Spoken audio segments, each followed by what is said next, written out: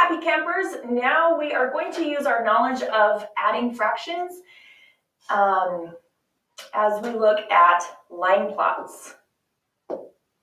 So this corresponds in our 5th grade Unit 1. However, in our textbook, it's Unit 8, Lesson 7. So don't let the units confuse you. We are still in Unit 1, but in the textbook, we're in Unit 8.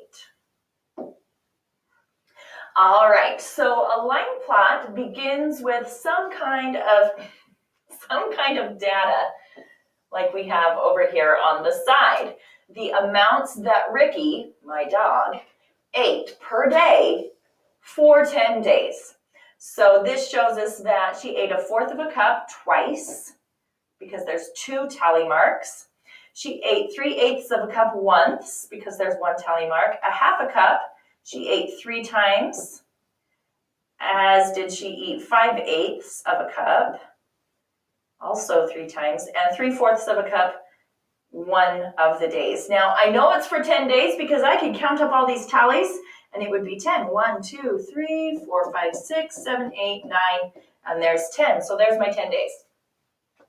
So now I'm going to come over here to our line plot and I'm going to put our values underneath. Here's 1/4 of a cup. Here's 3/8, 1/2 a cup, 5/8, and 3/4. Now for every tally mark, I'm going to put a dot or an X above that value. So 1/4 of a cup has 2 tally marks, so I'm going to make 2 X's. 3/8 of a cup has 1 tally mark. So I need to make sure that my X over 3/8 is the same size of the X's over top of 1/4. For instance, if I make my 1X this big over 3/8, it's very disproportionate, and it looks like 1/4 and 3/8 are the same because their height is the same. So we really need to make sure, once we make our line plot, that the size of the X stays the same. 1/2 has 3 tally marks, so my first X should be even with the other 2 on the baseline. And then my second X needs to be equal with this X, and then my third one's going to rise above. And then the 5/8 of a cup is 3 tally marks, so 3 X's, all even, and 3/4 is 1. So this part is a frequency table, and the part with the X's here is the line plot. And that is the data table that you'll be shown to solve a problem. You'll use a frequency table to build a line plot, but the line plot is the data table that you put on display. So now if we were to ask some questions such as, what is the total of all of the food together, we need to be able to count up. She ate 1/4 of a cup twice, so 1/4 plus 1/4 equals 2/4.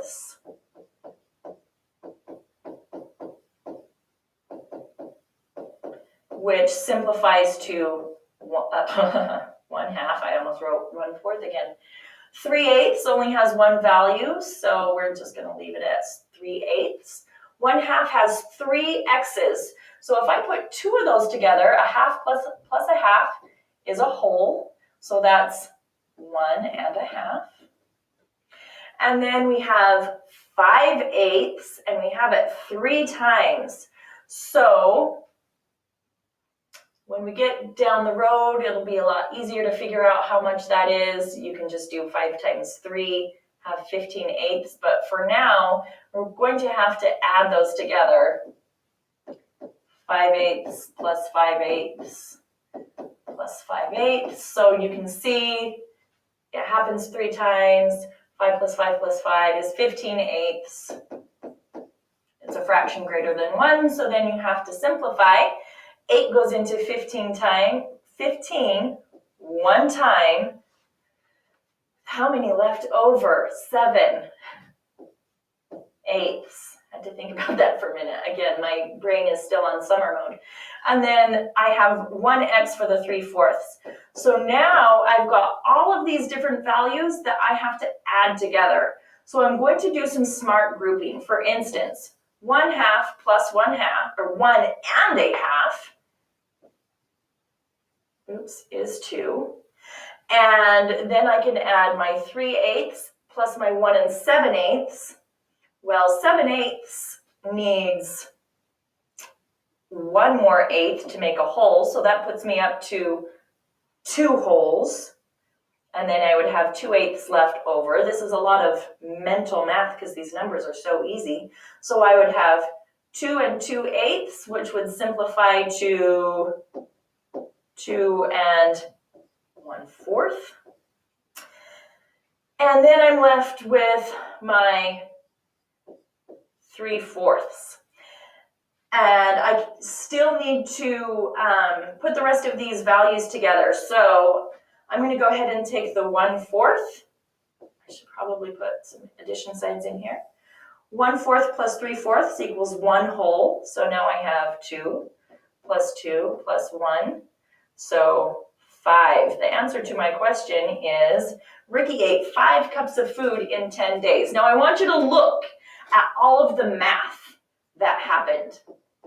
One of the things that we're going to get used to in 5th grade math is using a lot of paper to do math.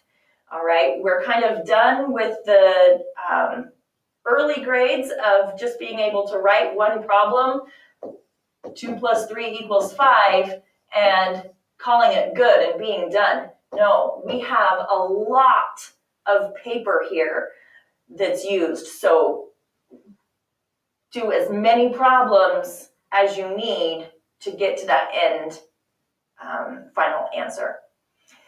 If you still have problems or questions with line plots, please come and talk to me. Don't sit there and be confused. I will help you. And as always, have a great day.